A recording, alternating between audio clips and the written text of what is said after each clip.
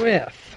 This is broadcast number 594. This is Mae Brussel, April 25th, 1983, KAZU FM in Pacific Grove, California. 1 year ago this evening, we were talking about Antarctica. I was talking about large airports in Dallas and Fort Worth that could be used for mass extermination, removing people from population centers in the United States. An article in the New York Times, March 14th, 1982, Antarctica is a twilight zone, that it could be used for colonizations, for space colonies, for human beings who might live for extended periods aboard spacecraft. They would launch them from Antarctica. That's New York Times, March 14th, 1982. The article says this is the best place to murder your in-laws and get away with it. Send them up to space stations. Another story a year ago, March 14th, 1982, a map of Antarctica that was in the newspaper. Argentine section is identical to the National Geographic map. In the New York Times, they had a map of what Argentina owns, and there's in this map Hitler's designated area. The National Geographic map was printed in 1957 and again in 1963 with Hitler's designated area.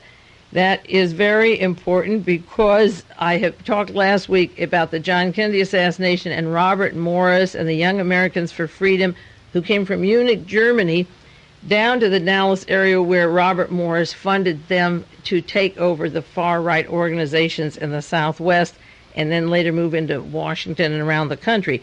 Robert Morris was president of the University of Texas, and he presently lives outside of Princeton, New Jersey, working for the L5 Society with Gerard O'Neill to make the identical space stations that I did 3 broadcasts on Alternative 3. If you don't have those, I'll give you the numbers. You can contact me at home or write to me, and I'll send you the sheets if you want the bibliography of the sources of information. The same Robert Morris that was the chief counsel for Senator Joe McCarthy during the House Internal Subcommittee hearings, the witch hunts, the Robert Morris that worked with Carl Wittenbach, otherwise known as Colonel Willoughby, the Robert Morris who funded the Young Americans for Freedom from Munich, Germany. He is working, he's, as I say, president of the University in Texas. He's working with the most fascist elements of our society from Europe abroad, and I'll give you some names later in the weeks to come. I was talking about the space. Antarctica is the model for the use of space colonization a year ago, and I just found out last week that Morris is one of the people working with Gerard O'Neill to get those space colonies going, which I said would be used for extermination. A year ago, I was talking about Hitler's escape route. On the call that I took before this program began, I mentioned the Police Gazette, January 1977. That is available. I had copies made, and with the printing and the postage, it's around $3. If you want to send a self-addressed stamped envelope, it's heavy. I'll send you a copy of that. In there, they had the ship that arrived July 8th, 1945, that left Norway May the 2nd, and the possible escape route of Hitler. And when we get through with a year ago tonight, we'll go right into the subject of Hitler's diary, because what I was saying last year isn't far off from what is appearing, it seems to appear in the diary right now.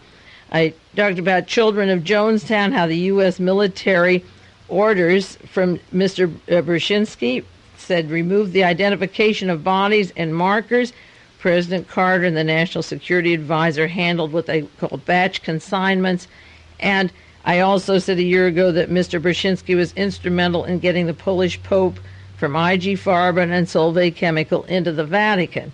And just a year ago, this last week, 3 weeks ago, there was an article in the New York Times and various newspapers around the European press on the role that Mr. Brzezinski played in engineering the Pope into the Vatican. I had that about 1 year ago, and also the use of Antarctica for the space stations. And there were other things we discussed, but that's the main tone because those things are still in the news today. And then I asked the question a year ago, that was April 25th, 1982, what if Grace Walden were sent away and not your mother-in-law, regarding the Antarctica story? Now, Grace Walden was the woman at the rooming house where James Earl Ray was supposed to have fired the gun that killed Martin Luther King. And she said it was not James Earl Ray. And at the time that the House Select Committee, I was looking into the assassinations, Mark Lane went to a mental hospital in Tennessee and checked out Grace Walden. You remember that? And then he was going to have her sent down to Jonestown under the alias of a woman who was dead, possibly murdered. And there was correspondence found in Jonestown between Jim Jones and Mark Lane on the possibility of removing Grace Walden down to Jonestown. Now, that's a very important link to the use of South America to do away with primary witnesses to a trial. And I emphasized that last year and on many programs. And to update a story that is just mind-blowing for me, and a listener from Canada reminded me of this, on the anniversary of Martin Luther King's death, April the 4th, the broadcast I did this year, number 591, I talked about James Earl Ray and how he asked about 4 other people. He mentioned several people that were involved with him, and they were drug dealers. They were into weapons and drug dealing, and he says they were involved in the scheme to kill Martin Luther King. And this came out of Penn Jones' newsletter, The Continuing Inquiry, and he got it from the Nashville, Tennessee, on November the 2nd, 1980. There were 3 names that he mentioned that I had on the tape: Carlos Miguel Hernandez, Hernandez, David Gravier, Graiver, and Randolph Irwin Rosenson, Rosenson. And the thing that interested me about Rosenson was that James Earl Ray said he had the name of Clyde Watts in his car, and Clyde Watts worked with General Walker and the Munich military intelligence people from the Young Americans for Freedom that came to Robert Morris in the Dallas-Fort Worth area. And Young Americans for Freedom wasn't just Robert Morris. It was the who's who of people in power today. That's why it is so important to keep bringing this up. Well, I mentioned this and got a phone call from a world watcher up in Canada who subscribes to New Solidarity. It's put out by the National Labor Caucus, and some of their material is off the walls, and some is very important. We're not getting it elsewhere. And New Solidarity, March 21st, 1983, hadn't arrived the week that I did this broadcast. And there's a full-page article. Up in the corner is the picture of the Sterling National Bank, the banking for this international network of fascists, what I call the Odessa, the Nazi killers. The Sterling National Bank I've referred to on other programs, with the money going into the Otto von Bolschwing setting up the TCI Corporation that Helene von Dahm worked for. That this began by siphoning money from this bank, and it was linked to Michael Sindona and the Vatican and the network of these people out of the Sterling National Bank in New York City and also in Boston. Now, they have a picture of the Sterling National Bank, which would tie into von Bolschwing and von Dahm and Mr. Rifkin and 20th Century Fox, that network I just described.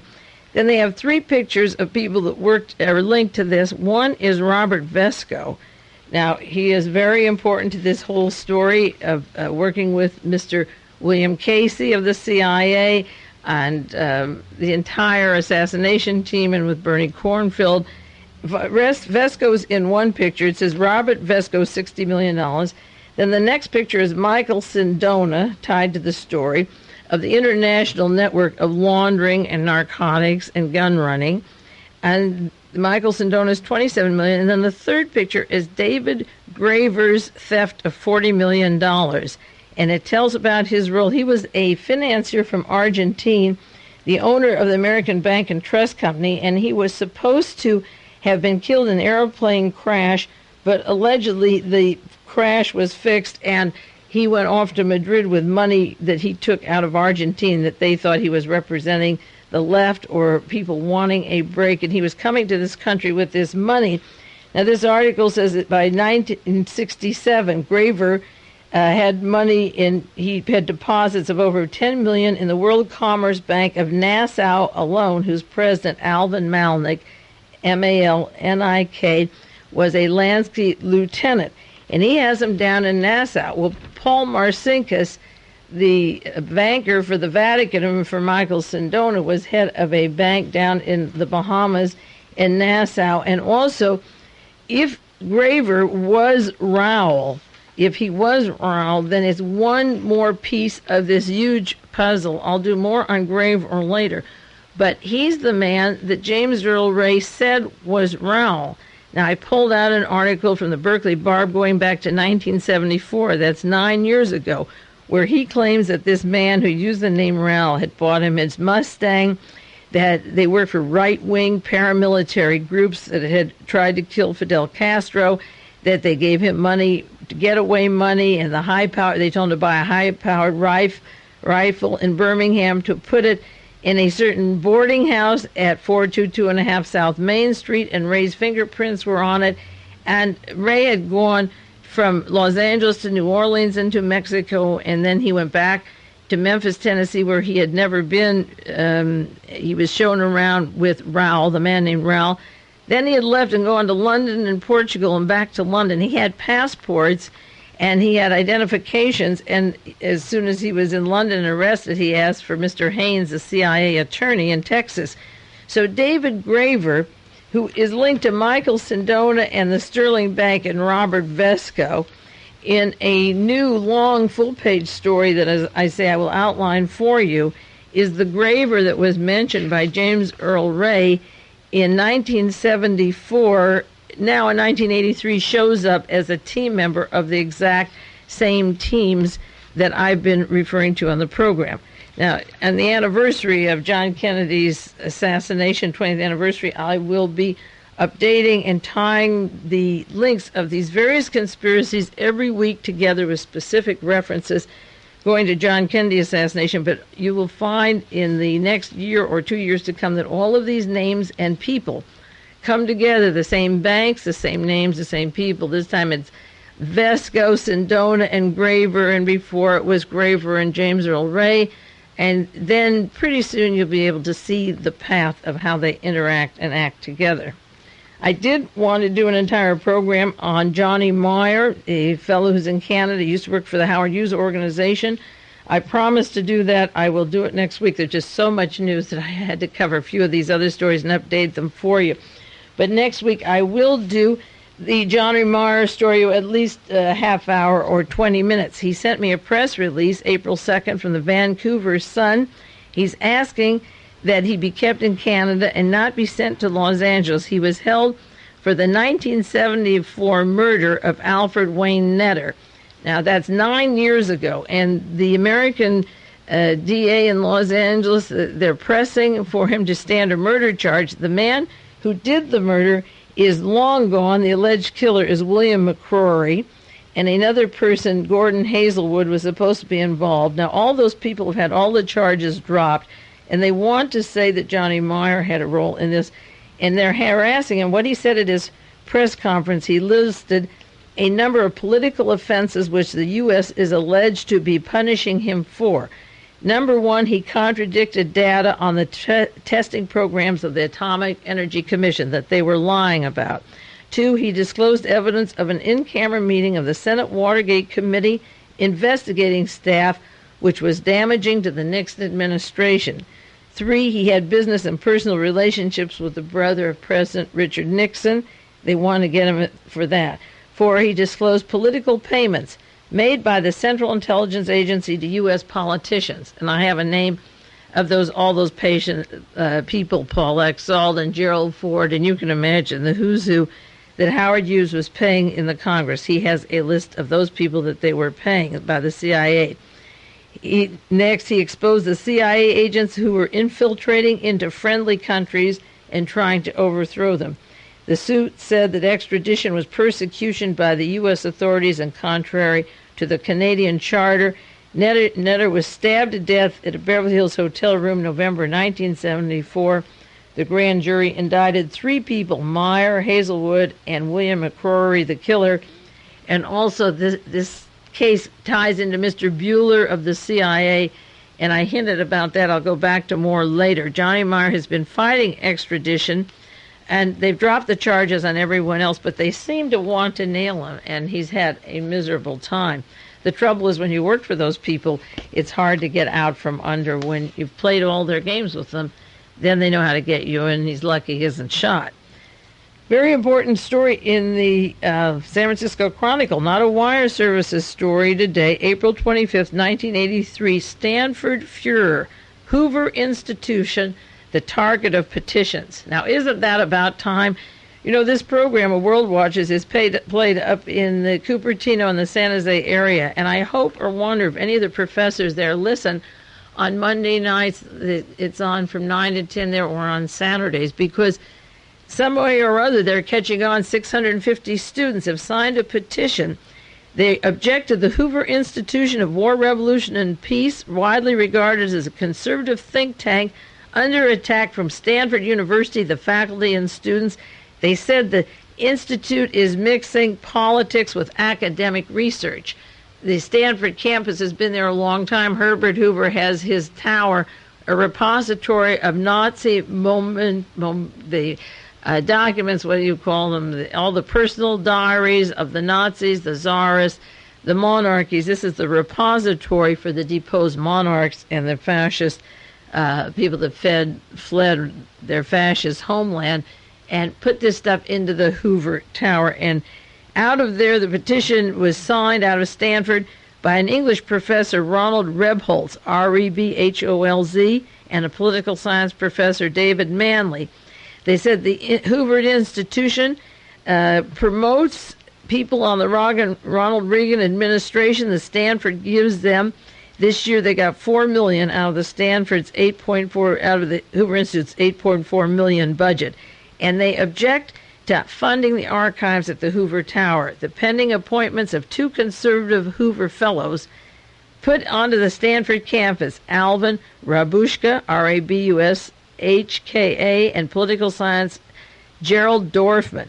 They object to them being in the Stanford Political Science Department, and they want them, their ideology is too one-sided and not objective. And the students, 650, have signed petitions. They said the 43 people from the Hoover Institute have links to the present Ronald Reagan administration, including Philip Habib, Special Envoy to the Middle East, Darrell Trent, Deputy Secretary of Transportation, economist Milton Friedman, who's ruined every country he's touched, on the brink of bankruptcy, a total failure. And they mentioned former Richard Allen, security advisor, who's now the lobbyist for Japan. What galls me, said Professor Rebholz, is the Hoover trades on the reputation of Stanford University and the university for its right-wing position, because they say they're from Stanford. W. Glenn Campbell, the Hoover Institution executive director since 1959, was appointed by Ronald Reagan on the board of regents of the University of California.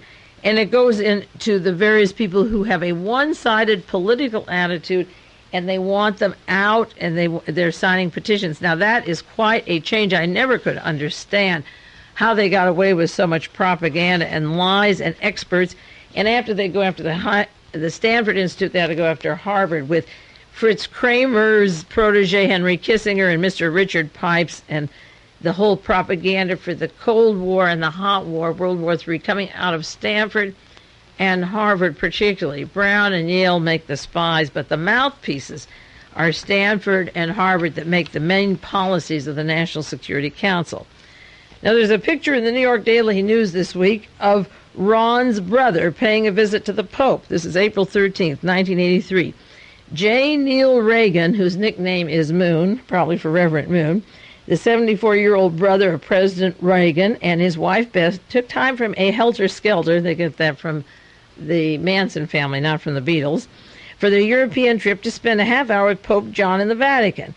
Reagan, a devout Catholic and a daily churchgoer, brought along 4 other persons to a private audience in the Papal Library, including Daniel D. Gilbert, president of Eureka College in Illinois.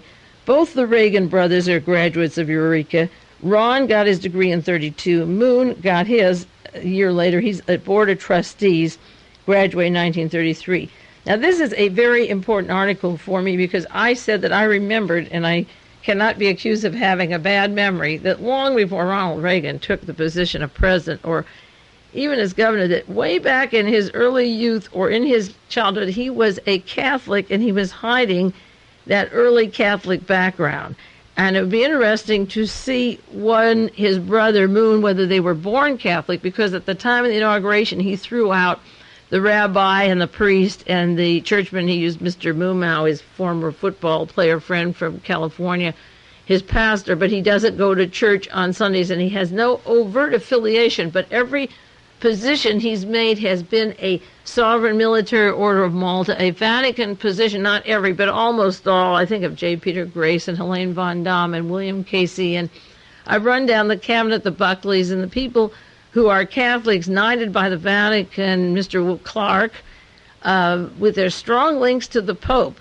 And now his brother is visiting the Pope and is a devout Catholic. He goes every day like John DeLorean went every day to Cardinal Cook when he's around.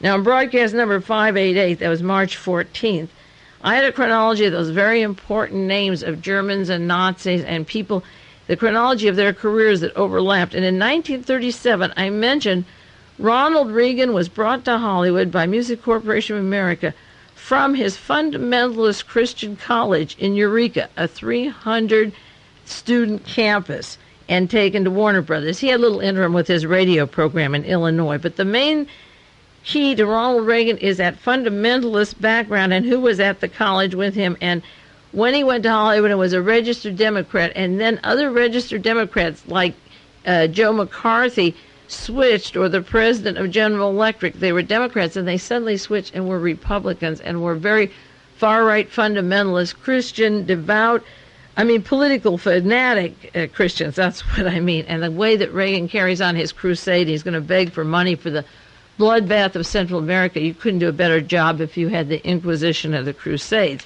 So the purpose of the trip of the brother was to collect money for the University of Eureka to have a memorial to Ronald Reagan. He's going around to the Vatican and then to Japan to raise funds. The initial goal of his brother is to raise $5 million for Ronald Reagan. Well, the Vatican is in trouble and being sued for a lot of money at law, so it's a hard one to tap. But it's interesting that he was there with the Pope, and I would just love to have heard the conversations that were going on. Real quickly, and not too much time, I will do more later. The Hitler Diaries appeared. They reminded me of the pumpkin papers of Alger Hiss that were found out in a field by Whittaker Chambers, the film, the microfilm. I don't believe for a minute that they were real. I think you'll hear more about being a fraud, but the question is, why now and who? Not are they or are they not a fraud? First, Trevor Roper said they were authentic. That's the first clue that they're a fraud, because he's the one that lied about the death of Hitler. He's sent by Winston Churchill to find out if Hitler was dead, and he wrote the story on the death of Hitler, I think, several months before the bunker was even opened up and there wasn't a trace of Hitler. These papers were found, no small amount, 60 volumes. Mark der Fuhrer found in a hayloft in Eastern Europe instead of flying the plane west, where Reinhard Gehlen salted away his papers, and Mr. von Braun and Walter Dornberger and the Poneman scientists. They were all putting away their papers for the Allies, for the Americans to take them into their arms. Can you imagine 60 volumes? Now, the fellow who allegedly flew them, he wasn't killed, and the volumes are intact, and they were clearly marked der Fuhrer.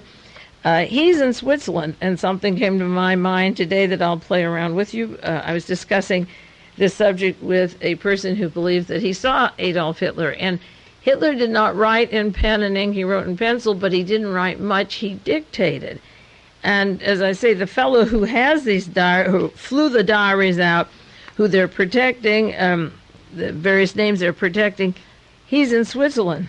And I had this very weird idea that what the last time I heard where Hitler was when he left his birthday party in Brazil when he was with Mr. Wagner, the war criminal, that he went on to Switzerland. And I wonder if he had time during the years to dictate, and so that the writing is fake, but the ideas are his memory of the incidences. He's had a long time. So what they're finding is the information is confusing because it's so detailed and it could only come from Adolf Hitler himself. What if since 1945, or arriving down in Argentina on the date that I gave you before, what if he was having somebody write these things? Because they only could come from his head. And the allegedly discovery of them, a man looked for them 3 years. You find them in 1981 in a hayloft, and then started putting a book together. I doubt the whole story of that, but it'd be interesting to know about the pilot who's still alive, General Hans Bauer, B-A-U-E-R. And Mr. Hindeman started searching for them, but Mr. Bauer is in Switzerland. And I wonder if Adolf is in Switzerland, and these were released because they had nothing to say about the extermination camps. Hitler wouldn't say, put the Jews on a boat and sink them. That would be too expensive. You can put 10,000 Jews in one room smaller than a basketball, whether the basketball games or football, a stadium, and kill 10,000 with gas and bring in 10,000 more in an hour or two. That would be ridiculous to sink all your own boats for a bunch of Jews. That doesn't even make sense. But there's so many details, 60 volumes, and Adolf may have had time to dictate these and somebody else wrote them so that they're Adolf's head and somebody else's pen, because now you, Trevor Roper, is saying, well, half true. I think the half is that possibly he dictated them, and the other half is that he didn't write them. Somebody else wrote them, and the ideas were his, and that's where they came from. They certainly weren't anywhere else, and they could have come up from Argentina and Brazil, up with Adolf, and he had them all these years working on them. Now, there's another book coming out, another expert, David Irving, a British author, and he's going to write about the doctor that Hitler had, Dr. Theodore Morell. I don't believe a bit of that. I think that these stories that he was drugged and all that he had leeches out of jars put into his ears and all these chemicals, reading the directives he gave during the war and up to the end of the war and how he conducted himself, he seemed to have many more rockers going about him than people give him credit for, and I don't believe for a minute. I think that the legends get distorted with these telltale stories that happen later. There's a story in the Washington Post. Italy tries, but the mafia has setbacks. The important point about this story is that last week, 12 important people were murdered involved with the mafia. Now, Italy is trying to locate the largest drug-running, gun-running mafia arrest outside of Milan that was in the building of the Banco Ambrosiano that works with the Vatican. They're trying to untangle that affair, and every week more people are being gunned down in Italy. Now, one of them that was murdered this last week was Antonio Sorci, S-O-R-C-I. He's 78 years old. They killed him and his son. He was a former lieutenant of Charles Lucky Luciano. Sorci was known as Nino the Rich. Now, Lucky Luciano was put in Italy by Tom Dewey, and Murder Incorporated's top boss was put over there to help with the drug dealing and distribution of mafia turf when World War II was over. Why would you gun down a 78-year-old man and his son last week? Because they might know more about the Milan Vatican connections of Banco Ambrosiano. If anybody would, he would. But as I say, there were 12 people killed in 24 hours last week in Italy. In 1982, there were 300 mafia murders. In 1983, so far 60, but 12 in the last 24 hours, and one goes to Lucky Luciana, who was a member of our CIA, worked with the CIA and Murder Incorporated, sent over to Italy. So they're dying pretty fast over there. When you get a conclusion that a case is solved or you have the suspects, you don't know who worked with Aja in that part of the country because, as I say, if 12 are killed in 24 hours and one worked with Luciana, they're covering the traces pretty fast. There's another big story breaking, and that has to do with Michael Townley. That's the fellow that killed Orlando Letelier for the CIA when George Bush was director of the CIA. Now he's wanted down in Argentina for murdering General Carlos Prats Gonzalez, P-R-A-T-S, Gonzalez, G-O-N-Z-A-L-E-Z. Now, he was the head of the Chilean army. He fled when Allende was murdered. He was blown up in a car with his wife, and Michael Townley killed them in Argentina, and he went back to Chile by way of Paraguay, and then came to the United States and killed Orlando Letelier in Washington, D.C. And the important thing is that when he was charged with the murder of Letelier, the CIA and the Justice Department knew the identical murder that he did down in South America earlier of Carlos Gonzalez, but the condition of getting Townley arrested on the Letelier murder was that they wouldn't bring up the other two murders. Now, that's the guy that I said worked at Colonial Dignidad, quartering people alive for the top Nazi war criminals and torturing them for the DINA Argentine police. He was almost ready to be paroled from America. We may send him down there, and then they may release him. Michael Townley, family, he worked for Ford Motor Company, NASA, and so forth. High society from the United States government. They want him for an identical murder that took place earlier. Well, I have more stories before the half hour, but I won't have a chance to do those. We'll have to do them next week. We'll take a 1-minute break and ask for some money for the station and then continue with this broadcast.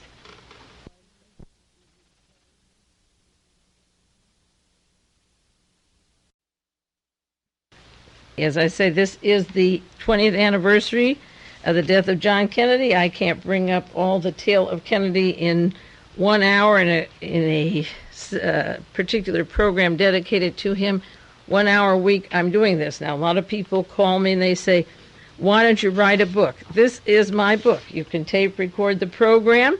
You can send for tapes if you miss one. You can send for the sheets with the bibliography and the information. And when you put it all together, at the end of the year, we have 6 more months until that anniversary of the death, you have a pretty good idea of who killed John Kennedy, because the Kennedy phenomena took place in 1963, but it wasn't the first murder or the first coup of the CIA. It was a part of a series that began with that test case that Michael Burke was in Albania for the CIA as soon as they got their muscles going, and then there was Iran and Guatemala and various countries in Dominican Republic. So the United States fell right into a pattern. Brazil had a coup in 1964 right afterwards. Our coup, where the military took over control, happened in 1963, and maybe the natives will catch on one of these days and demand that these criminals get out for the things that they have done to us.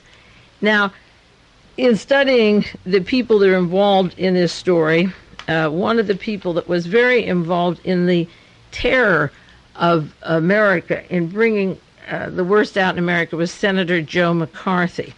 And Senator Joe McCarthy linked up in Navy intelligence with Robert Morris. Last week I talked about Robert Morris in Dallas, Texas, who the Americans, U.S. Army intelligence from Munich, Germany, went to for funding. I'll do more on that next week, or maybe this evening, probably next week. And he now works for Gerard O'Neill and the space stations that have been described as a possible place for a mass extermination of approximately 80% of the people on this earth. The book Alternative 3 by Leslie Watkins goes into that. So Robert Morris hasn't lost his muscle.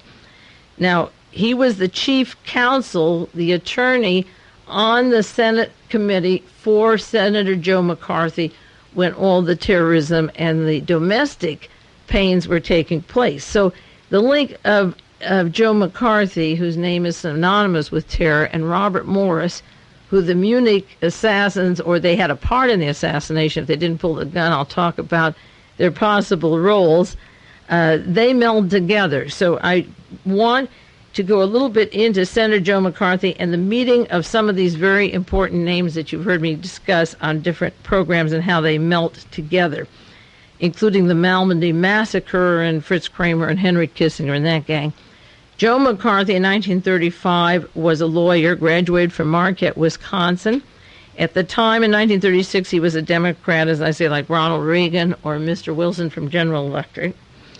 In 1939, by a fluke, he became a judge. He ran for a judgeship, a small town in Wisconsin. He had been out of law school a couple of years, 4 years. He graduated in 35. In 39, he became a judge, and he stayed on the bench. You can imagine what that was like, until 1942. Pearl Harbor was in 1941.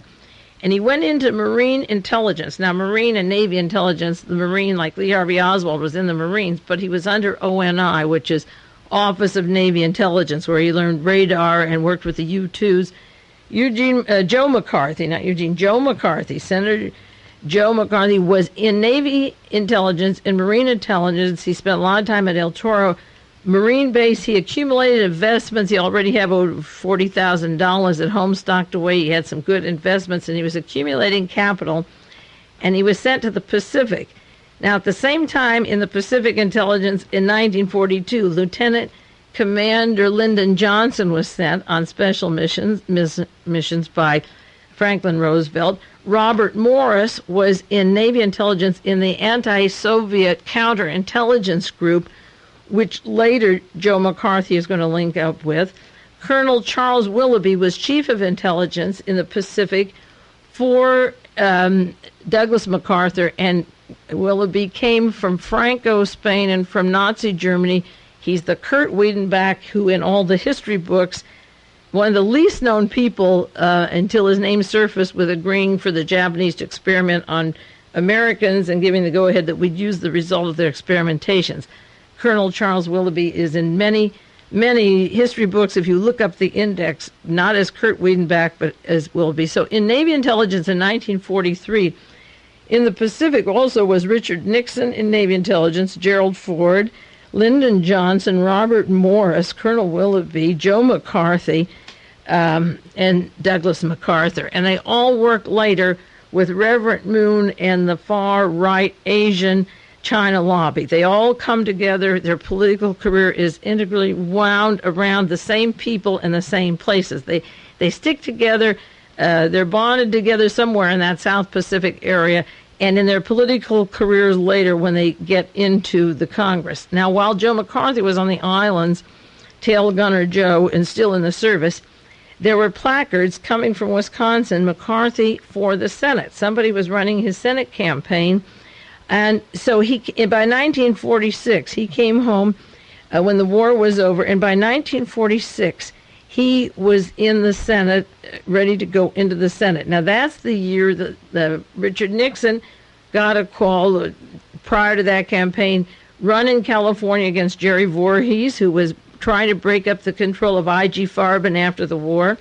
And the Howard Hughes people in the aerospace industries and C. Arnold Smith and the Lincoln Group Club out in California put in Richard Nixon to stop the Voorhees shenanigans, and he won his place in the House of Representatives, and McCarthy went to the Senate.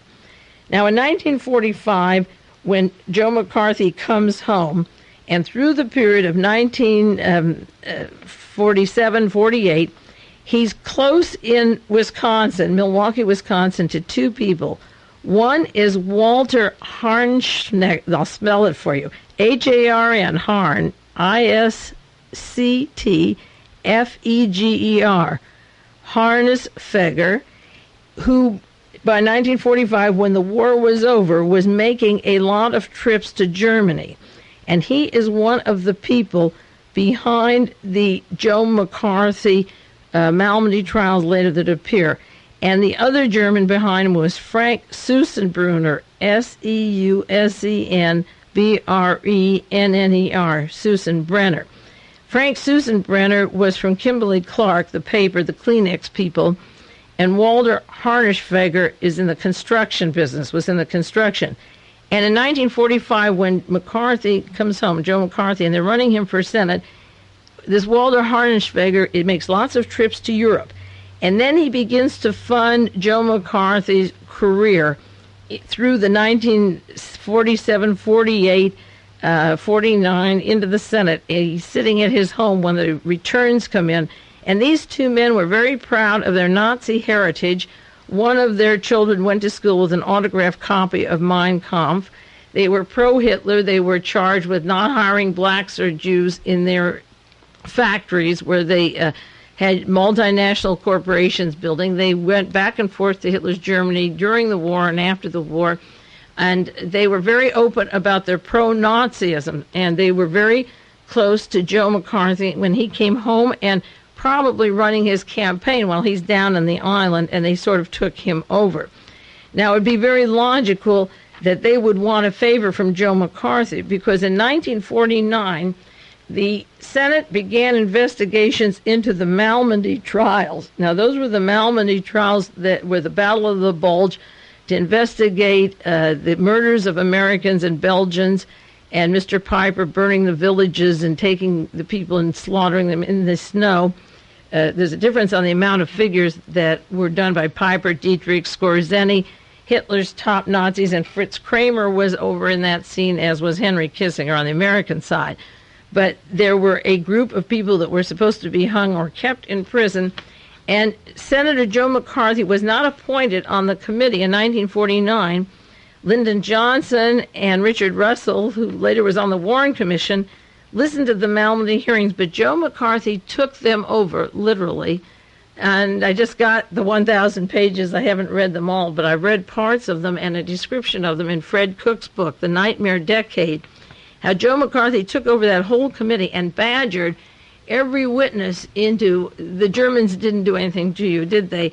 And he simply, this was his first test at muscle of intimidating an entire Senate committee, so that one of the senators, who was a decent guy, went back up to Connecticut and became a judge. Instead of staying there and fighting Joe McCarthy, he walked away from the Senate. And the two people behind McCarthy, Frank Susenbrenner of Kimberly-Clark and Walter Harnischfeger from the construction, were behind him, and he had, in return for their constant trips to Europe and Germany and their direct contact, the autograph Mein Kampf or whatever they had, when they had their man in the Senate and the hearings came up, then Joe McCarthy made sure that they were completely whitewashed of these terrible crimes, and he was serving those people who were in direct contact with Nazi Germany.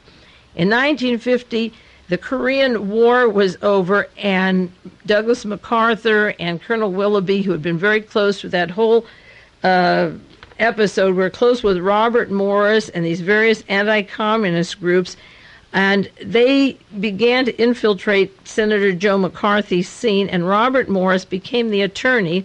He was from Navy Intelligence and Counter-Revolution and worked in the Pacific with these people counter against the Soviet Union.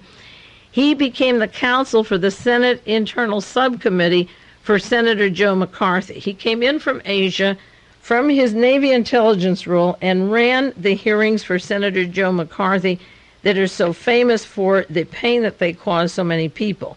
Now, in 1950, the same year that Joe McCarthy is setting up those Senate hearings with Robert Morris at his side, and also he's to bring in, for these hearings, he'll soon bring in David Schein in a few years and Roy Cohn to assist him. In 1950, William Buckley was a CIA station chief in Japan, and Tong Sun Park of the famous Korea Gate was attending Georgetown University during this period in 1950s.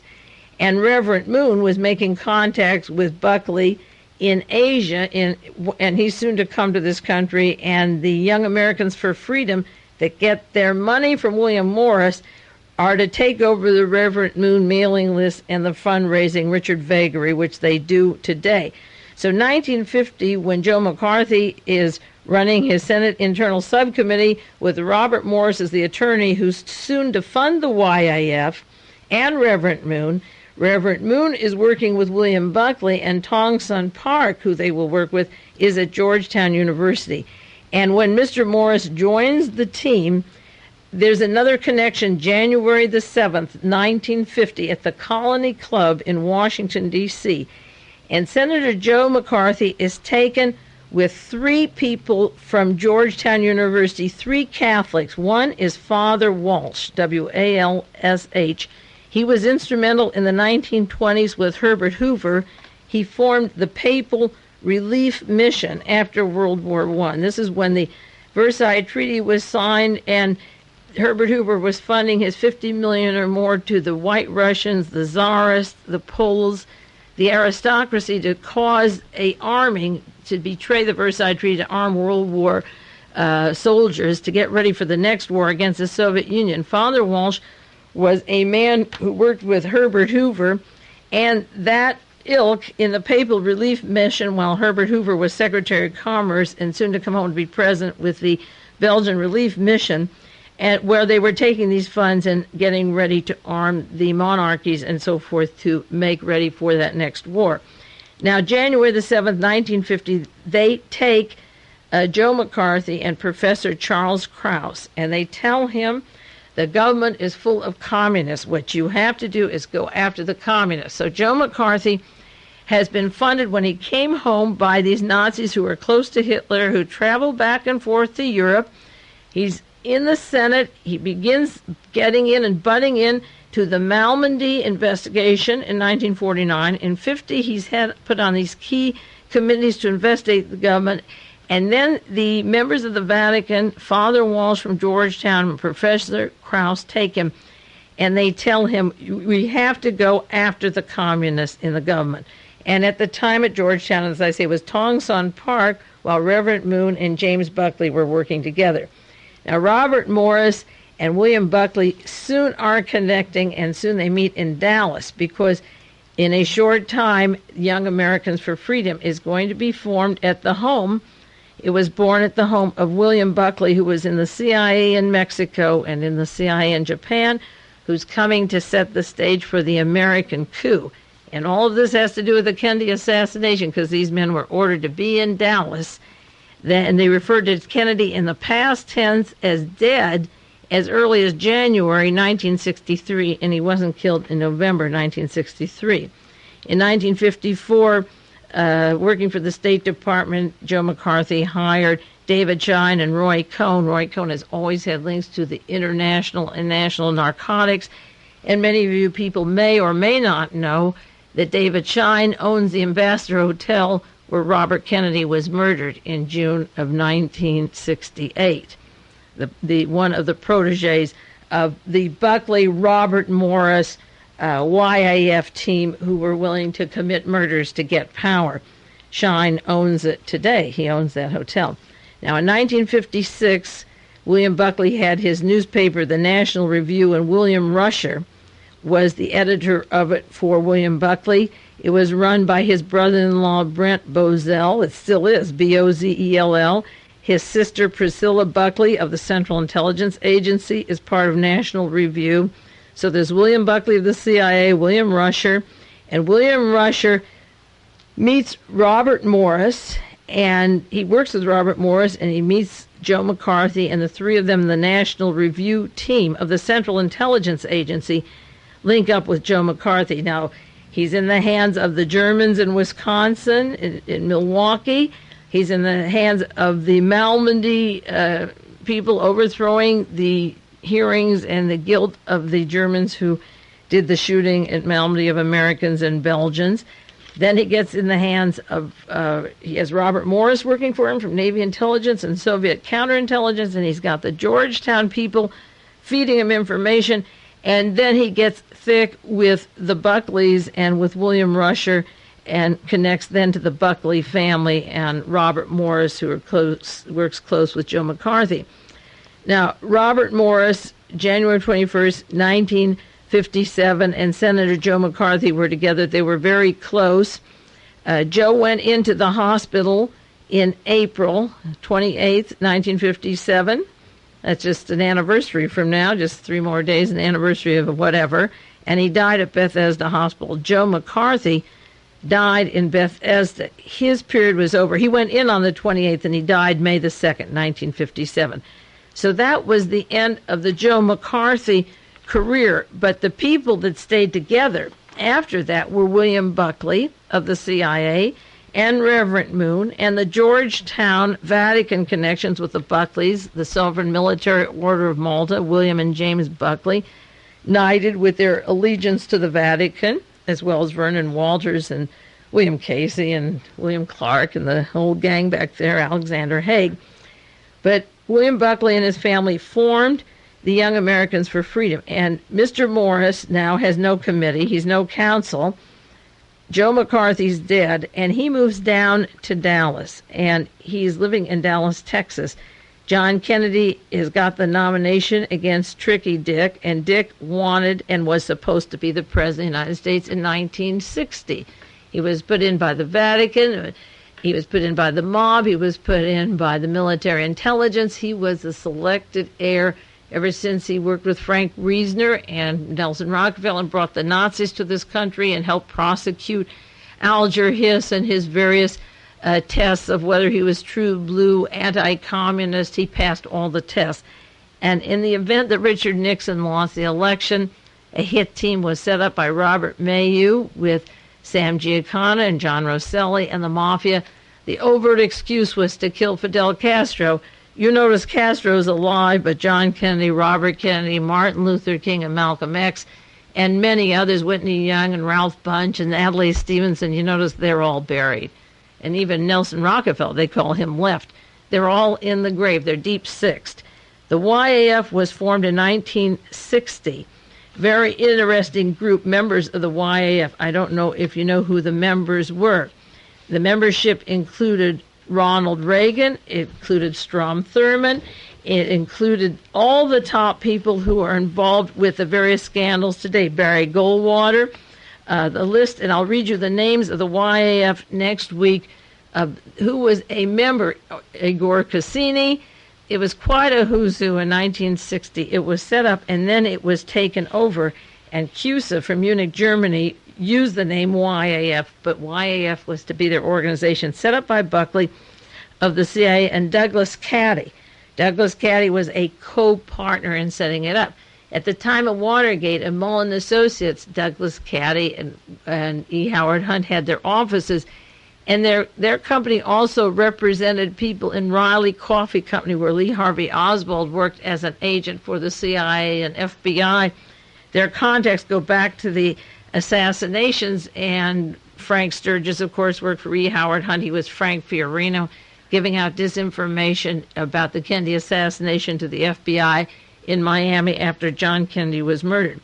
Now, in 1960, after the meeting was set up in the estate of Buckley for the Young Americans for Freedom, Mr. Morris has left. Old Joe McCarthy's dead. He's down in Texas.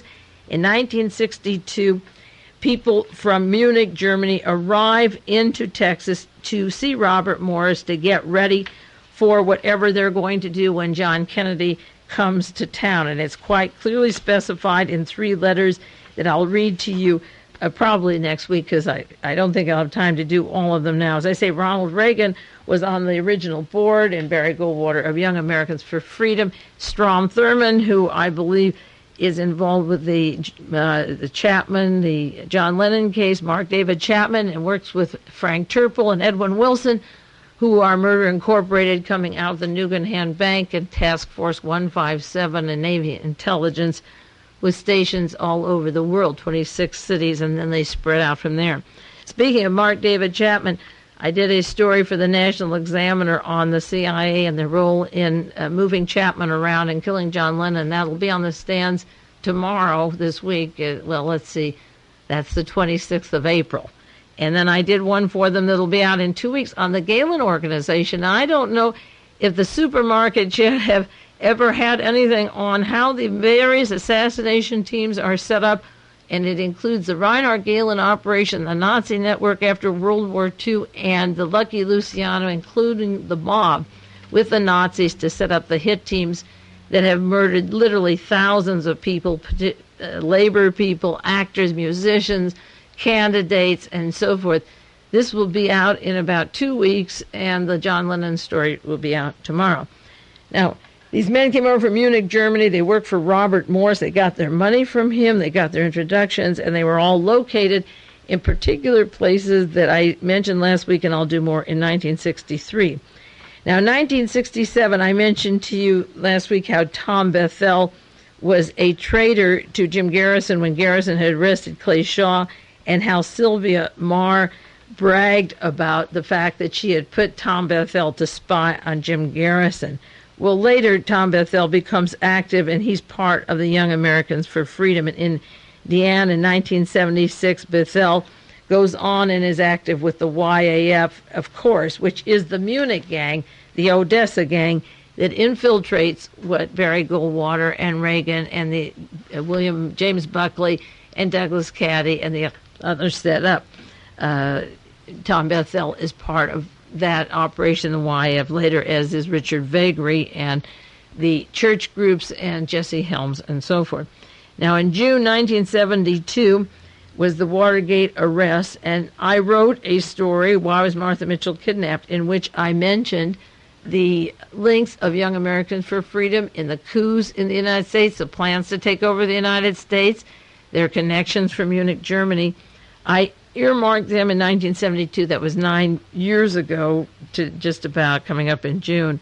It'll be 9 years ago. And then it turned out at the time of the Watergate exposure that Tom Houston, Huston, of the Operation Chaos, the COINTEL program, was working with the National Security Agency, the CIA, the Defense Department, Office of Navy Intelligence, and FBI.